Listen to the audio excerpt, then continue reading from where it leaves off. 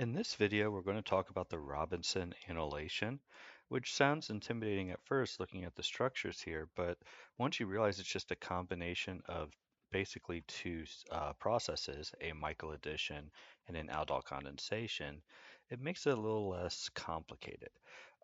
Keep in mind the word annulation in chemistry means that we are forming another ring.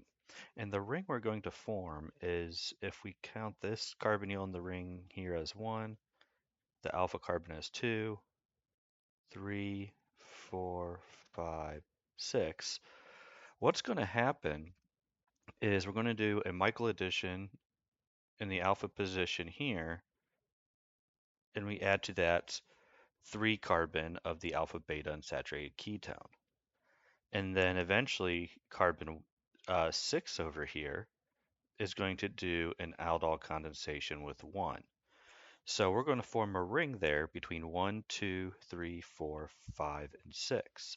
And because it's aldol condensation as the second step, there's going to be a double bond between 1 and 6 afterwards. So if we look at the product here, we can see that we have our new ring, which is numbering the same way: 1, 2, 3, 4, 5, 6. So that is the basic way to draw a Robinson annulation. Everything else stays the same. This double bond is unaffected, so that stereochemistry is going to be the same. This ester is unaffected, so it's still going to be there. I just wrote it two different ways because it was a little congested on the right structure. I did it more in a formula form instead of the whole structure piece. Now the mechanism is going to be, again, two parts. The first part is doing that Michael addition, the second part doing the aldol condensation. So let's go ahead and take a look at that. What I'm going to do is start with the first step, which is forming our enolate. Now, there are several alpha carbons that we could deprotonate uh, to do the enolate, but we're going to actually deprotonate this alpha carbon over here because it will result in a more stable enolate because it's between two carbonyls. So our base is going to remove that hydrogen, and we're going to form our enolates over here inside the ring area. And we get the structure that is shown. Once we form our enolate, now we do the Michael addition. A Michael addition is just a 1,4 addition.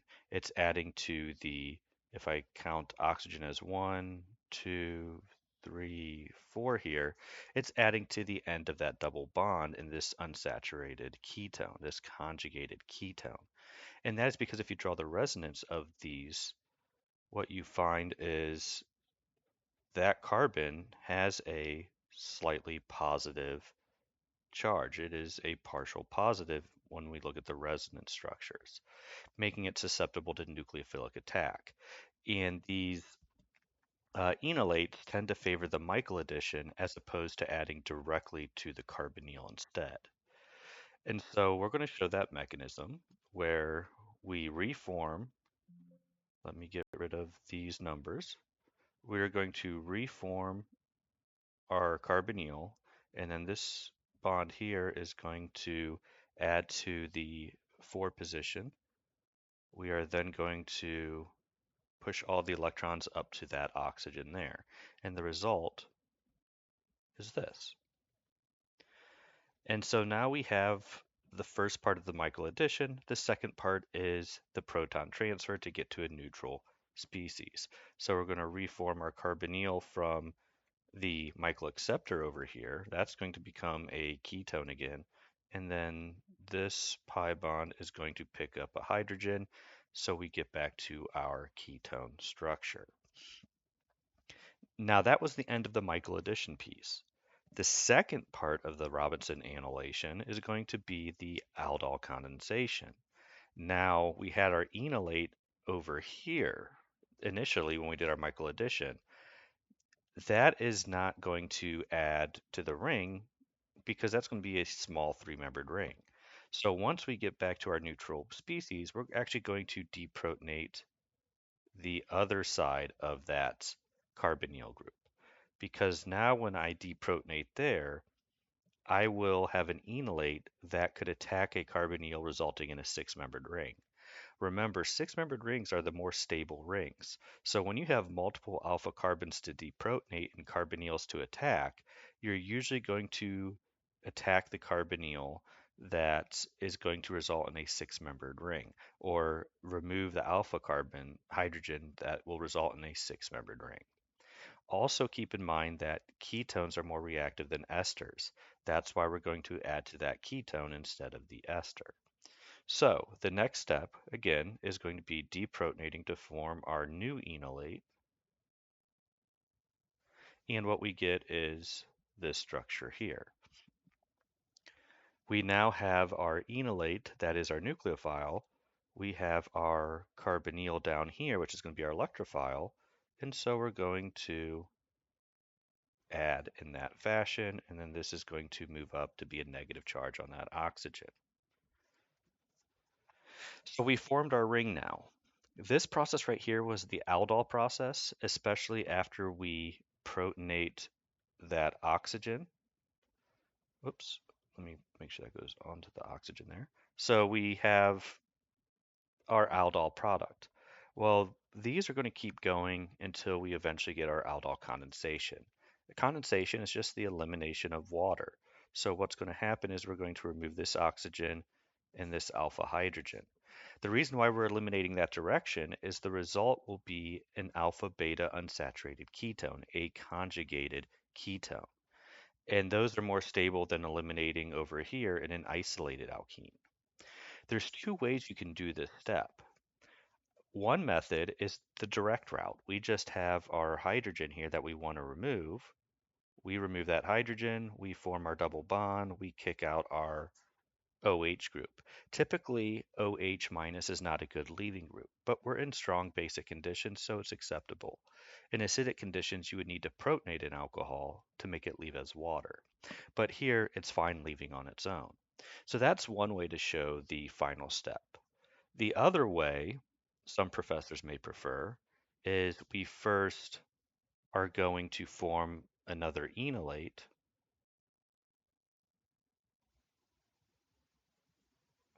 And once we form that enolate, then we reform our double bond to the carbonyl, we form our double bond to the carbon, and in doing so there, it's going to kick out our oxygen. So that is the other part that could be the possible mechanism. Again, some professors are fine with you just doing the direct deprotonation and elimination of or loss of that OH group at the same time. Some like you to go through the enolate because it goes through a more uh, stable, more specific process in which uh, we're showing one step at a time and not multiple. Uh, but again, they're both, in my opinion, both acceptable for that final step. So to kind of reiterate, what we're doing here is a Robinson annulation, which is essentially a Michael addition followed by an aldol condensation. Because of the name, it means we're forming a new ring. We're forming this six-membered ring. The first step of the process is we have to do a proton transfer to get our first enolate, and we're going to get the more stable enolate, which is between the two carbonyls. Once we get our enolate, we do our nucleophilic attack to our Michael acceptor to do that Michael addition, which results in a new enolate that we need to do a proton transfer to get it back to neutral. Once we have our neutral compound, we do another proton transfer to essentially get our enolate on the other side of the carbonyl so we can get a six-membered ring as our product. So in the next step, we do our nucleophilic attack to get that new six-membered ring. We result in a negative oxygen, so we have to do a proton transfer to get back to neutral. Once we are neutral again, we can either do the elimination process where we do a proton transfer and the loss of a leaving group all in the same step, or we can separate those out where we do the proton transfer first and then do loss of a leaving group. If you have any questions, again, feel free to send me a message, make a comment. If you want to see anything similar, just let me know. But as long as you can do a Michael addition and you can do an aldol condensation, you can do these reactions as well. You're just mixing the two together. You are doing both steps back to back on the same molecule.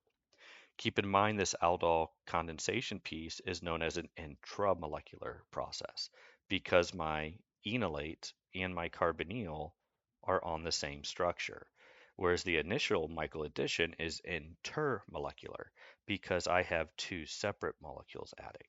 So we start with an intermolecular Michael addition and then an intramolecular aldol condensation.